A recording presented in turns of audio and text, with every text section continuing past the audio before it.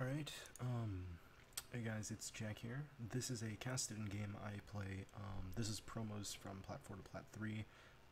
About a week ago, I dropped from Plat 1 to Plat 4. It was unfortunate. But yeah, I go 16-0-12 this game, and I wanted to just review it, to talk about how I really punished Xerath this game. So yeah. So we're gonna fast forward a bit. No weird invades go on here. Yeah, everything's just pretty normal. Hecarim's waiting in brush. We're just waiting around here, and then when the lane starts, now if you see, I'm taking Teleport and Deathfire Touch on Kassadin. I think those are the best summoners and keystone for him, because of the playstyle that's I'm doing on Kassadin. So here, right off the bat, I'm just spamming Q. And I try to get as much CS as possible, but mainly I want to just Q him to get him low. You basically play like a Pantheon, or I play like a Pantheon. I know Emax was good for a while, but for the last 6 months I've been using Qmax and just playing like Pantheon. I go up, I'll take his auto, I'll just throw Q at him. So yeah, see, I'm missing some CS there, but I don't mind. I've played the Xerath match a bunch of times. This guy isn't going to be able to punish me. I can just walk up, hit him with Q. He doesn't do anything, he autos me sometimes, but sometimes he doesn't, so I know I can basically just get away with it. As soon as I get W, I start spamming. I spam W whenever it's on cooldown, or off cooldown, because it restores the mana, which is very important when you're Q spamming on Cass. You can see Xerath is already like 1/3 health. The Deathfire really makes its value because your Q cooldown is fairly long, and you get a lot of mana back from W. At level 3, I'm going to take a second point of Q. You'll see that the Q also helps you trade against Xerath specifically too, because when he Qs, it's on a delay, so you can usually hit him, and he will be, basically, you'll win the trade 100%. So yeah, I take another point in Q here. You get hit by him, but it's fine. I think he's used all his pots by now. The other thing is he's running Ghost against Kassadin, which isn't very good because Ghost isn't enough to escape from my ult. But yeah, as you can see, alright, so there he autos me, but still, for another throw. So piece by piece I'm chugging him down. Now you could ask, so why don't you take TP here? And the logic here is that, or why do you take TP instead of Ignite if you just want to kill him in lane? I do a lot of TP ganks, especially early on. I do this on almost all my mid laners because I think it's, at least for me, I've gotten comfortable. It helps me, with map awareness improvement as far as that concerned.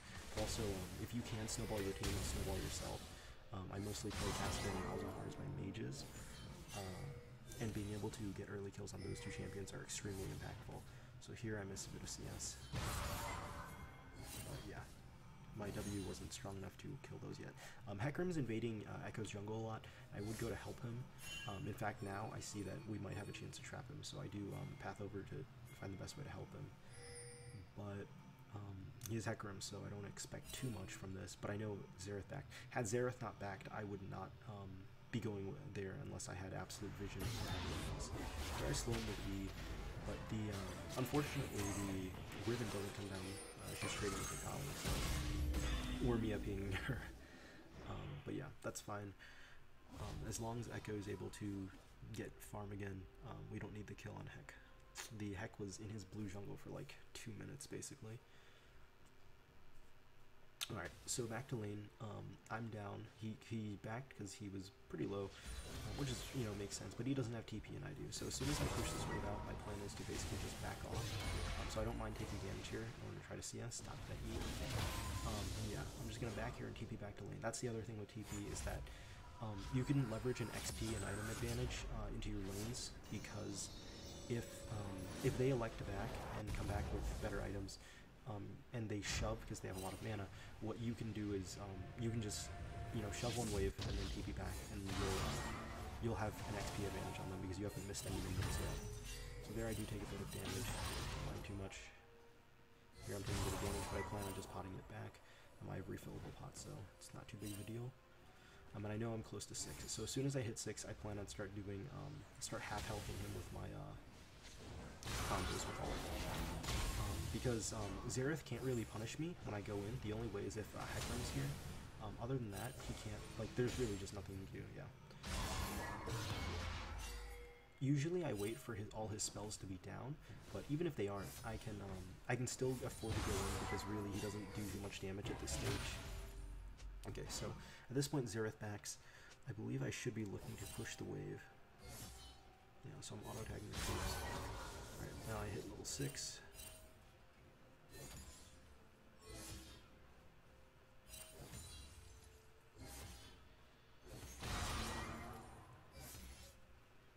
And I see here that Echo's about to engage Hecarim. I know Xerath's not here, so I like to go help him, which is the correct decision. We end up netting a kill here. I don't really care if it goes to me or to Echo. Good thing though that he doesn't give Xerath any kills here. And then I also just go in and trade with these there. And here I can kill him because he basically just spells. Throws a stun at me, I can flash ult him. He flashes. As you can see, Ghost wasn't very useful there. If he took anything like Barrier or Exhaust, I might not have been able to kill him because my ult is another 6 seconds and I have almost no mana. So yeah. Now he's going to be down a lot because he basically, I think he missed a wave because he backed and now he's dead, so he's probably going to end up missing another wave. And this is what happens because, you know, he doesn't take TP. I know not too many people take TP mid lane, but it is really strong. TP is a really good spell, both if you're behind so you don't lose an XP, and just so you can also leverage your advantages across the map and in lane. One thing that a lot of people don't note in lower eras, like even in Plat, and I've seen some diamonds not really like think about it, I guess, is how important like XP advantages are. This happens a lot more in top lane when you can freeze wave against people. Here I was roaming up because I thought Riven might need help against Akali, but she solo kills her, so that's great. But yeah, like I said, one thing a lot of people don't think about is how to leverage an XP advantage. This is especially the case in top lane where your base stats are very important on some champions, especially like Juggernauts. If you can freeze a wave, say you're Darius, and you freeze a wave for like 3 to 4 waves, and you're just like 2 levels up, you've basically eliminated them from the game for the next like 10 minutes basically, and it's really good. This is more rare in mid lane because of how short the lane is. It's harder to deny them XP, but XP denial is a very important thing if you can do it. But yeah, here Xerath stands very far back. I'm looking to make an all-in trade with him. I say all-in trade because I'm using all of my abilities. Nothing has a long cooldown on Kassadin, so luckily you can just blow your entire load into him. So here, and I don't mind that I take the stun. As you can see, I started with like 3/4 health. I'm on half health. He started with all of his health, and now he's less than that. So I actually don't know Hecarim's here, but I feel comfortable escaping because I believe I have. Well, I don't have flash now. I know I can kill Xerath at least. I assume Hecarim can't kill me here because he doesn't have his buffs, and I like quite a few minions. So if Hecarim goes back in, I will kill him once my ult's up again. But he elects not to, so smart decision from him. Now, yeah, if he was running flash, I'd be kind of scared because he could like E into me and then flash and knock me back, and that could kill me. But he took Ghost, so I'm not too worried. Okay, and then I should just back here. But yeah, right there, this comes from, you could say I was taking a risk. Okay, so I see Hecarim again. I think if he comes up, I might try to kill him. That is a bit risky because I don't know where Xerath is. He just backed. He should be close to lane now. And as you can see on the mini-map, he is. But yeah, so there you could say that, you know, that's a bit aggressive, right? You're half health against the opponent, and you know, you don't know where their jungler is. That mostly comes from me having played this matchup a lot of times and beating Xerath because I know he won't really punish me. So as there, I just immediately ult away. I don't want to take his Q damage. Doesn't matter too much, but you know, just avoid it for free. As you can see, Xerath is now 2 levels down. I've TP'd back to lane twice. He's had to back, and he's died twice now. So, yeah, there, I dodge it. Okay, so he's 100% dead here now.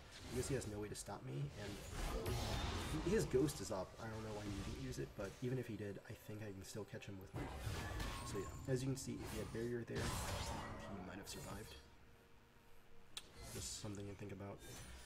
But yeah, as you can see, this guy's died twice and he's backed more than me, and both times I've backed, I've TP'd back to lane. So this is where I'm basically just 2 levels up on him. I have item advantage, and my team is doing fairly well right now. So I'm not too worried about roaming. If my team was doing worse, I would be probably freaking out about roaming. So here I actually misplayed. don't notice Hector, that's fine. But, I like to fight him, but he actually has red buff, so it's not the smartest idea to fight him. So, you know, haha, calculated I made it away, but, you know, I make it away on, like, 10 health, and that's not something you necessarily want to say haha about, because in other situations you could have very well died there. So that was actually certainly a misplay from me. I should not have fought him because he did have the red buff there. One more auto, maybe if he did something else correctly, you know, he could have killed me there. Okay, so now I'm back again, and that's very bad for me because now I'm letting Xerath catch up again. But the Xerath is very, I don't want to call him bad, but he's not learning his lesson about overextending, I guess. So the Echo just punishes him, and he ends up not getting any XP. He basically dies and just goes back to Fountain. So as you can see, dying a lot in a row early game is really bad. He's, like, besides just losing gold, again, I emphasize the losing XP part, because he's just going to be down in a lot more stats from just losing XP. Here, Bard's this is not a personal ball, I'm just here for cleanup, and this guy doesn't die to me, which is insane. So, I can't say, like, oh, I played super well, though. That was mostly the Bard, but it was good for me to rotate bot lane, though, because Lucian wasn't going to be there yet, and someone else had to go there and help him.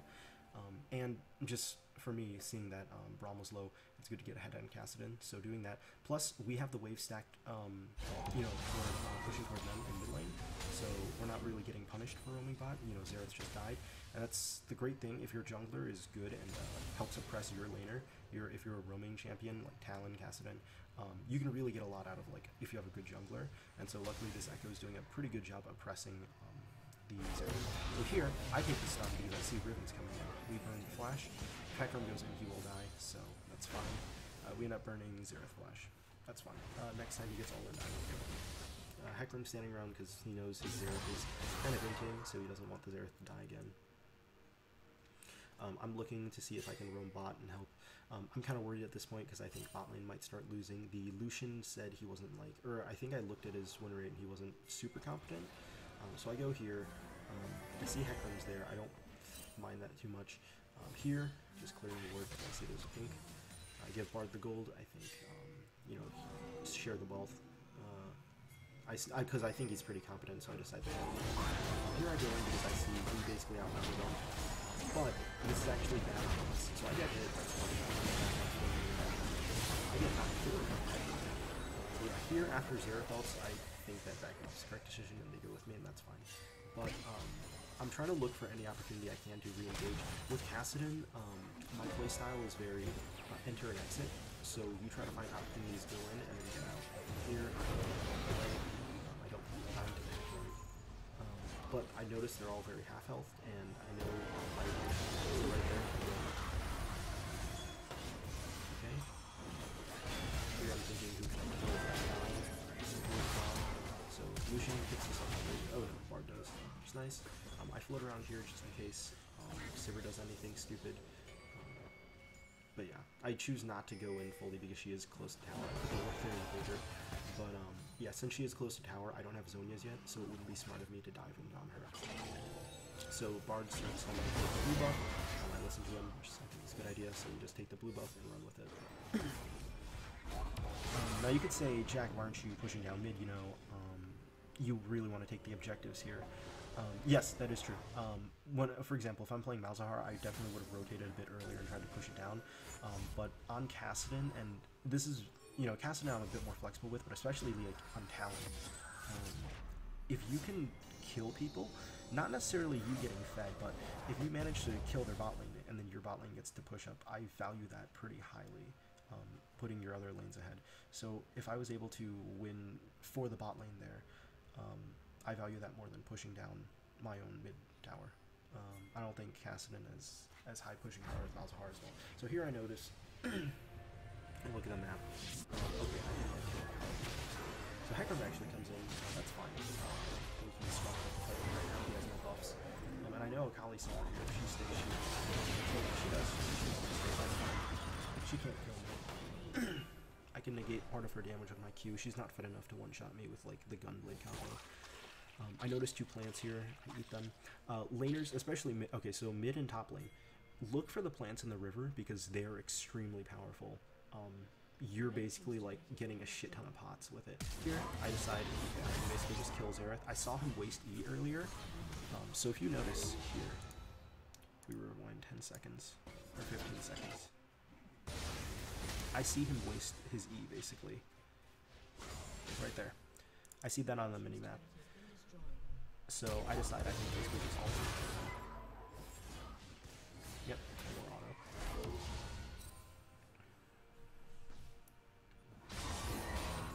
more auto. Is it worth flashing for Xerath there? I didn't get too much gold, but killing him and putting him off the map so he doesn't push any waves to me so I can roam bot, I thought that would be worth the flash to kill him. Otherwise, maybe not necessarily. You know, I would have killed him in 2 locations anyways. Here, I see I can just clean him up. I don't spare any time to ward the bush because my E is AoE, so I may as well do that. And there's just me roaming around and cleaning up to make sure, even if my team's misplayed, I will punish the enemy team for, you know, trying to contest my team. So yeah, remember is if you're a roaming mid laner, always look to, if your team can't win something, you have to win it for them. So that fight there, since they lost, I have to be there to win it. And by killing the Xerath, I don't get punished for it. So yeah, flashing to kill the Xerath, I think definitely worth it there. So here's winning the game. Again, I'm just trying to look for picks right now. I have a lot of AP. I think I have my, I don't know how to look up on items here, but I should have my Medjais by now, because I yeah, okay, so yeah, I have Medjais now, 25 stacks. I'm building towards Zonias. The reason I'm building towards Zonias instead of Lichbane is because I want to be able to force towers, and one of the better ways to do that, Lichbane obviously if you can blow someone up instantly is great, but my playstyle, I like to be able to pop in and out a lot, so having Zonias to force towers, if you have 5 men, you can dive in, blow your load, Zonias, and then dive back out with your ult. It's really nice. Plus it helped me save my Medjai stacks. If I was more confident in my team's ability to take towers, I would have bought Lichbane, but I think I kind of need to make some plays. We don't really have like a hard engaged tank, so having the Zonias is really nice in that aspect. In most cases, okay, so here, Bard, he just ends up hacking this as well. Perfect. So killing him here removes the jungler from the map. That's great. And now I should be looking for killing Akali here. His Hecarim's dead. If we kill Akali here, I don't think they can possibly survive a tower dive from us in mid lane. Obviously, Lucian's not with us, but then we can split bot. And we can at least get something there. I know Akali's still here because I had Death Guard on her, and I think she had. So here, I believe I go in with the Zonias combo.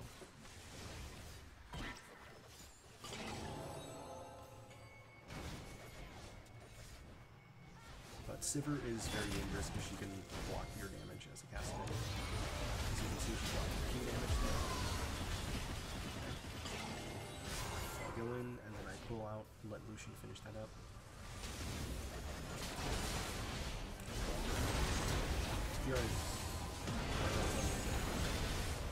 Here I notice I'm taking a tower, and I say, fuck that, when I have 25 Medjai stacks, no one's taking that. So unfortunately, despite us going 1-for-1 with the Reaver and Sivir, that's not too worth it. As you can see, we're all very low here. Had Lucian just stayed bot and pushed, I think we could have probably gotten more out of it, or maybe I split top and push. But I am very afraid of, sometimes if I'm the one with all the gold, I am kind of afraid of splitting, if I'm not confident that I can 100 and blow someone. And with Kassadin, like, unlike Talon, where I know I can blow someone up very quickly, Kassadin usually takes a bit of poking down beforehand because I don't have the Lichbane. Therefore, being grouped, I think, for now is better. Or at least I wouldn't be skilled enough to leverage my advantage in a split push here.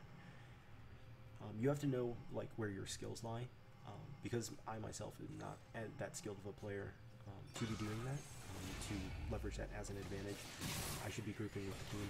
I bought Zonias for that reason. I bought Medjai for that reason, because I feel like I can survive. So yeah. Here, we're going to try mid again. We notice Sivir's bot, so we have everyone mid, except for Riven. Yeah, Akali and Sivir take that, but I'm just waiting for someone to come around, land any sort of CC. I see Xerath there. So I do that, then I Zonias instantly. But I see that coming in. That's nice. Ooh, Bard survives here. Yes, he does. But yeah, once again, Lucian, unfortunately, gets solo killed by Kali, which is unfortunate. She had exhaust, so rip Lucian. And here I come down to try to kill her. I think I trusted Echo to be able to push up mid, and I can stop Akali from pushing here. So yeah, we're up. Echo ends up taking mid, and then from here I will shove, I don't know if it, I believe I shoved one wave, and then I decide to go for drag. Wind drag, very good for rotations. Like, if we didn't have the time to invest into it, obviously we wouldn't be taking it, but basically everyone, like, none of them are going to contest it, so we don't really have to invest resources here. So I think it's definitely worth us taking, especially for me, because I like to rotate around a lot. I actually really do like wind drag as a dragon, and because we have two of them, that just makes it even better for, I mean, as far as having more MS. I see that Riven's dead and Lucian's not with us, so I'm looking for just take that for vision, and if we can make a pick here. I see Xerath is pushed up pretty far. Bard lands it. Again, he's a good Bard. He chose to picks people with his ult. Bard ult is very good for picks. Okay, so we saw Hecarim there at Baron, but then he disappears. Now I'm just waiting around to see, you know, what Sivir's doing. I am kind of afraid because I know I can't 100 know her, so I'm always kind of looking to see if we don't have vision of Braum, because Sivir could always be baiting for Braum to kill me, or come to help her kill me. I see the king goes in, that's fine, he lands the stun. I ping him away because no one else is really in position to follow up. Luckily it's Echo, he can just get out, so nice. Here I think Braum can also soon. Notch out the ult. And because Sivir strikes me, I just zone this here because I know my team's coming back. Yeah. And I back out again, so I don't get focused. And I know Echo's coming in. There I missed my E. Riven luckily was able to kill bot side while we were doing that. Obviously the Xerath isn't very useful right now. He should probably just be grouping and clearing waves instead of solo pushing. Riven also picks up Sivir, which is really good for us. So yeah, you know, if you're not a champion who can just push waves and siege, you have to make kills on the opponents, or at least threaten anything. That way your other teammates can't start pushing. So my win condition here is like a bit different than if I was fed as Malzahar, where as Malzahar I can just shove the wave and press R. Here I kind of have, you know, I'm pressured to kill people. And like basically draw, you know, draw and lose aggro. By going in and out of fights. I'm pretty low here, so I'm just going to protect the most after I see he's on. I see Xerath's here. I actually get hit by his ult like twice. I see him all low here. I'm not going to go back in unless I can get a guaranteed kill because I'm very low. So here, Sivir comes in. We all back off. I'm very greedy, so I'm looking for an opportunity to kill her. Because if we do anything here, then we can start pushing down again. So nothing comes out of it. So. Okay, then Bard hits his ult, and obviously we have a lot of success. And we just blow them between my E and Riven's things and the Lucian ult. Now that we've killed them, we can continue pushing down mid tower.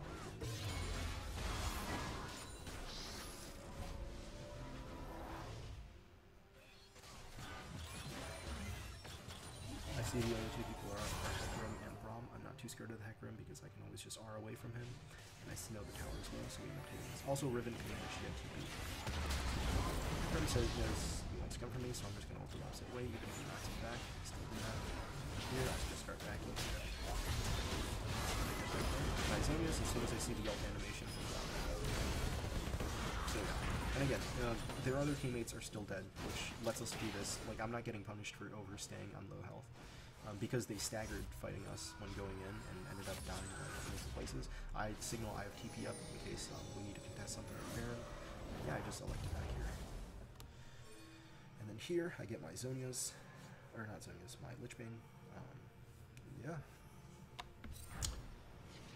I noticed that they start fighting, so I use the TP overlay and just start fighting them all.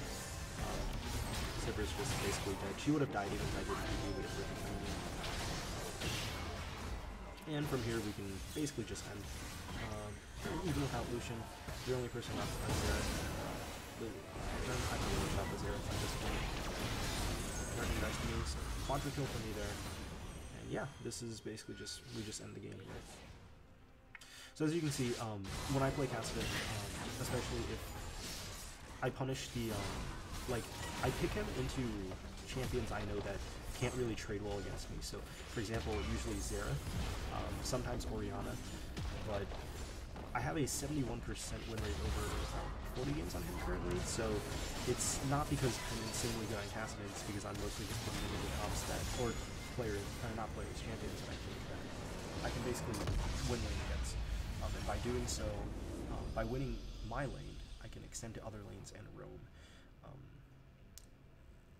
So yeah, I don't think I made too many misplays in this game. Maybe there are better rotations I could have done instead of overseeing. Maybe I could have gone back to my lane and pushed the tower. But I think overall this exemplifies trying to push a lead into other lanes and not getting punished too hard for it if you know like an opponent is incompetent or if you know your own teammates are fairly competent. Anyways, this is Jack, signing out.